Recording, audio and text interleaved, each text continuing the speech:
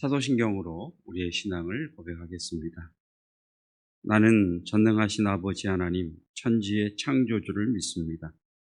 나는 그의 유일하신 아들, 우리 주 예수 그리스도를 믿습니다. 그는 성령으로 잉태되어 동정녀 마리아에게서 나시고 본디오 빌라도에게 고난을 받아 십자가에 못 박혀 죽으시고 장사된 지 사흘 만에 죽은 자 가운데서 다시 살아나셨으며 하늘에 오르시어 전능하신 아버지 하나님 우편에 앉아 계시다가 거기로부터 살아있는 자와 죽은 자를 심판하러 오십니다.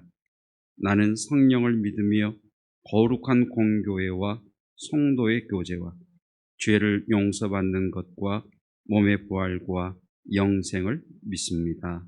아멘. 찬송 445장입니다. 태산을 넘어 험곡해 가도. 태산을 넘어 험곡해 가도 빛 가운데로 걸어가면 주께서 항상 지키시기로 약속한 말씀 변치 않네.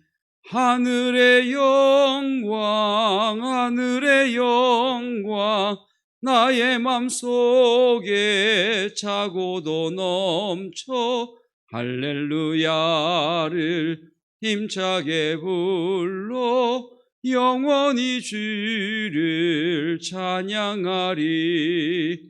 캄캄한 밤에 다닐지라도 주께서 나의 길 되시고 나에게 밝은 빛이 되시니 길 잃어버릴 염려 없네. 하늘의 영광 하늘의 영광 나의 맘속에 차고도 넘쳐 할렐루야를 힘차게 불러 영원히 주를 찬양하리. 광명한 그 빛 마음에 받아 찬란한 천국 바라보고 할렐루야를 힘차게 불러 날마다 빛에 걸어가리. 하늘의 영광 하늘의 영광 나의 맘속에 차고도 넘쳐 할렐루야를 힘차게 불러 영원히 주를 찬양하리. 하나님 말씀은 창세기 21장입니다. 창세기 21장 말씀을 통해 말씀을 깨닫는 지혜와 응답받는 기도의 은총이 있으시기를 축복합니다. 창세기 21장은 드디어 하나님의 약속대로 아브라함과 사라가 아들을 낳습니다. 이때 아브라함의 나이가 100세, 사라의 나이가 90세입니다. 그리고 아브라함과 사라는 아들을 낳은 후에 그 아들의 이름을 이삭이라고 짓습니다. 세월이 흘러 이삭이 젖을 때는 나이가 되었습니다. 학자들은 성경에서 젖을 뗄 때라고 하는 이때의 아이의 나이를 평균 3세 내지 4세로 봅니다. 그러니까 이삭이 3세, 4세, 아브라함이 86세에 애굽 여자 하갈에게서 이스마엘을 낳습니다. 그리고 아브라함의 나이 99세 때 할례를 받는데 성경은 그때 이스마엘의 나이가 13세였다고 이야기를 합니다. 그리고 그러면 이제 이스마엘의 나이 14세 때에 이삭을 낳았겠죠. 그러니까 이삭이 3, 4살 됐다면 이스마엘은 17, 8 정도가 된 때입니다. 그런데 사라가 보니까 이 이스마엘이 이삭을 놀리는 겁니다. 여기서 놀린다는 것은 뭐 용용 죽겠지 뭐 이런 놀림이 아니라 저주에 가까운, 야 꼬맹이 네가 뭐 이 집안의 장자가 될 수 있겠어, 어떤 이런 유의 놀림입니다. 그리고 여기서 말하는 놀린다라고 하는 것은 뭐 한 번, 두 번이 아니라 지속적으로 계속해서 놀렸다라는 그런 이야기입니다. 이것을 지켜보고 있던 사라는 하갈과 이스마엘에 대하여 대노합니다. 얼마나 크게 화를 냈는지 아브라함에게 당장 하갈과 이스마엘을 쫓아내라 이렇게 요구합니다. 9절 10절입니다. 사라가 본즉 아브라함의 아들 애굽 여인 하갈의 아들이 이삭을 놀리는지라 그가 아브라함에게 이르되 이 여종과 그 아들을 내쫓으라. 이 종의 아들은 내 아들 이삭과 함께 기업을 얻지 못하리라. 자, 아브라함은 어떻게 해야 할까요? 아브라함은 하갈과 사라 사이에서 깊은 근심을 합니다. 자, 여러분, 아브라함의 입장에서 가정의 평화를 위해서 사라와 하갈과 이스마엘과 이삭 모두의 윈윈을 위해서라면 아브라함의 입장에서 사라가 힘들지만 하갈과 이스마엘을 사랑으로 품어주기를 바랬을 겁니다.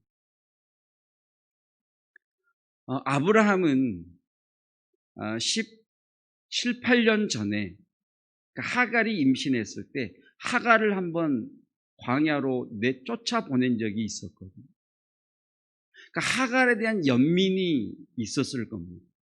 그리고 아브라함 입장에서 이스마엘은요, 그래도 첫 아들입니다. 얼마나 그 아들이 귀하겠습니까? 그러니까 할 수만 있으면 사라가 물론 힘들지만 사랑으로 하나님의 사랑으로 하갈과 이스마엘을 품어주기를 바랬을 겁니다. 그리고 하갈과 이스마엘에게는 좀 눈치 있게 좀 살아주기를 바라지 않았을까요?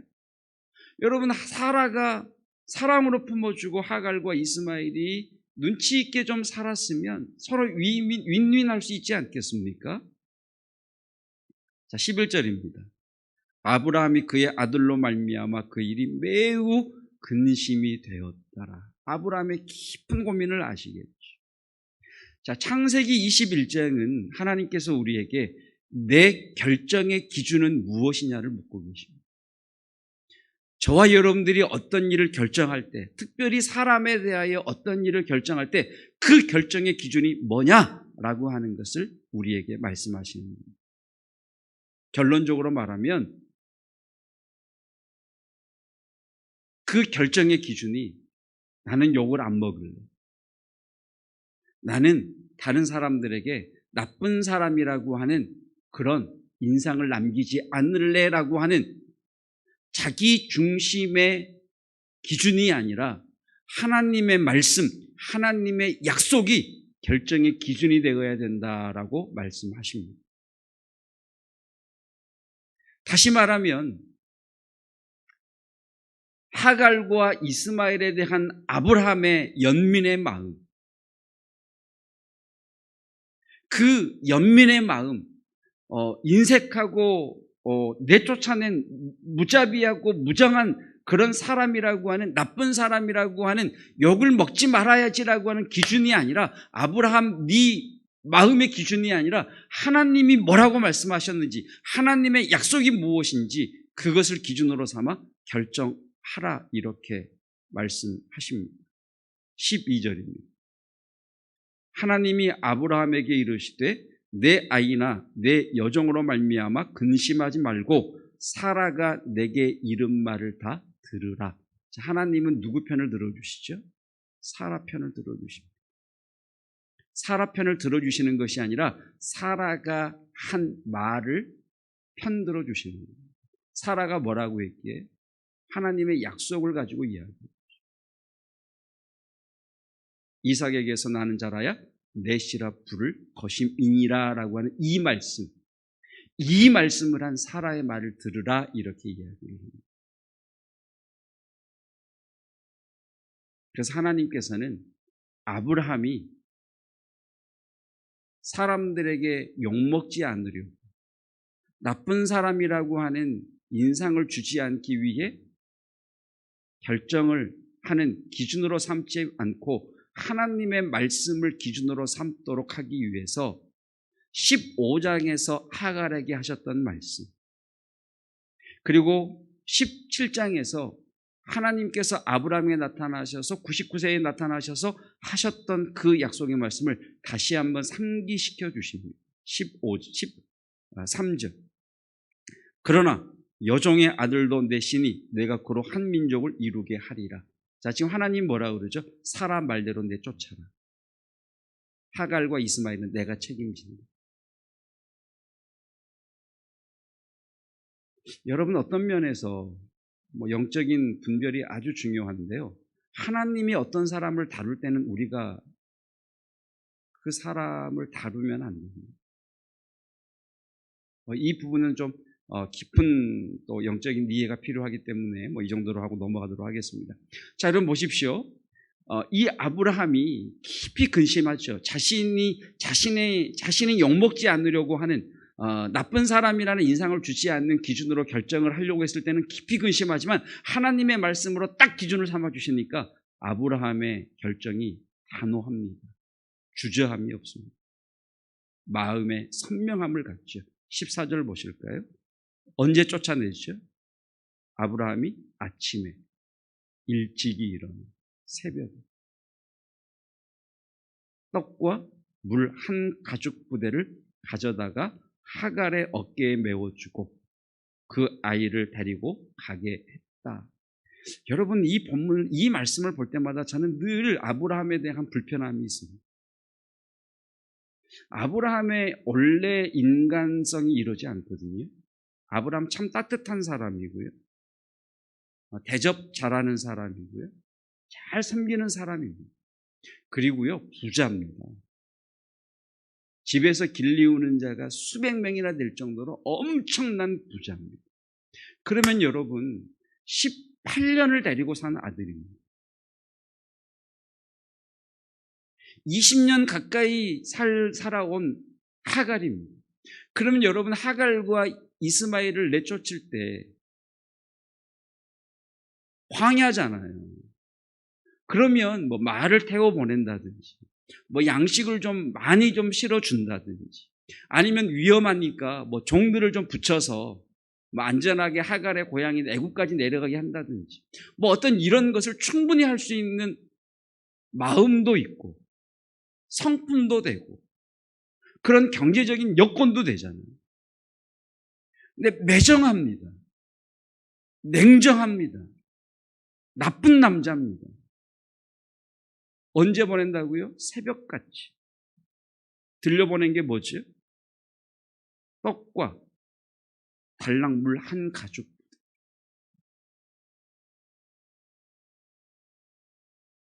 여러분, 제가 생각할 때는 이렇게 하는 것이 아브라함의 성품상 굉장히 어려웠을 겁니다. 풍성하게 종들을 붙여서 하갈과 이스마엘을 내보내는 것이 아브라함에게는 훨씬 성품상 편했을 겁니다. 그런데 매정하게 이렇게 매몰차게 쫓아내는 것이 아브라함의 성품상 더 힘들었을 겁니다. 의도적이죠. 의지를 가지고 이렇게 쫓아내는 거죠. 왜 그랬을까요? 하나님의 말씀에 대한 믿음 때문입니다. 하나님의 약속에 대한 믿음 때문입니다. 어떤 믿음이었습니까? 13절에 있었죠. 그 여종의 아들도 내시니 내가 그로 한 민족을 이루게 하리라. 하갈과 이스마엘 내가 책임진다 라고 하시는 하나님의 그 말씀을 믿었기 때문에 자신이 할 수 있는 실력과 여력과 마음이 됨에도 불구하고 그것을 꾹 누르고 매몰차게, 어쩌면 인색한 사람이다, 우리 주인 참 나쁜 사람이다, 정말 사랑이 없다, 이런 욕을 먹을지언정 하나님의 말씀을 따르기로 순종합니다. 그리고 결국 그것이 아브라함과 사라와 하갈과 이삭과 이스마엘을 위한 최선이었음을 우리는 알게 됩니다. 아브라함은 하나님의 말씀에 순종하는 대가로 인색한 사람, 나쁜 사람이라고 하는 평가를 받죠. 하지만 결국 아브라함은 자신의 성품을 뛰어넘는, 사람들이 자신을 무엇라고 평가하든 그 평가 위에 하나님의 말씀을 두고, 그래서 말도 되지 않게 하갈과 이스마엘을 내쫓습니다. 그리고 그의 믿음은 한 단계 더 단단해지면서 바로 다음 장에서 상상할 수 없는 하나님의 요구 앞에 그대로 순종하는 믿음의 사람 아브라함으로 이어지게 되죠. 이삭을 번제로 드립니다. 여러분, 우리가 하나님의 말씀을 알아야 되는 이유가 여기에 있습니다. 성경을 읽고 어제 수요 예배 때 말씀드렸던 것처럼 성경의 본문을 깊게 묵상하고 하가다 말씀을 계속 되뇌어야 되는 이유는 바로 하나님의 말씀이 우리의 결정의 기준이 되어야 하기 때문에 그렇습니다. 여러분, 그래야 삽니다. 그래야 풀립니다. 하나님 말씀대로 따르면 안 될 것 같은데 따르면 됩니다. 그 하나님의 말씀을 듣는, 그리고 그 말씀을 따라가는 오늘 하루가 되시기를 주님의 이름으로 축복합니다. 기도하겠습니다. 참 인색한 사람이다, 나쁜 사람이구나라고 하는, 사람들에게 싫은 소리를 듣기 싫어서 어떤 일을 결정하지 아니하고 하나님의 말씀에 쫓아 기꺼이 사람들에게 욕을 먹을지라도 하나님의 말씀을 쫓아 순종한 아브라함의 그 믿음, 자기의 성품상 매몰차게 내쫓을 수 없음에도 하나님의 약속을 신뢰하였기에 자신의 성품을 누르고 하나님의 말씀을 결정의 기준으로 삼았던 아브라함, 들려주신 하나님의 말씀, 그 말씀이 그 마음에 있었기에 하나님의 약속을 온전히 쫓을 수 있었던 아브라함의 그 말씀 중심의 믿음이 오늘 우리의 믿음 되게 하옵소서. 예수 그리스도의 은혜와 하나님의 사랑하심과 성령 하나님의 충만하심, 사람들의 평가 위에 하나님의 말씀을 두며 내 성품 위에 하나님의 약속을 두고 달려가기 원하는 성도들 위해 영원토록 함께 하시기를 축원하옵나이다. 아멘.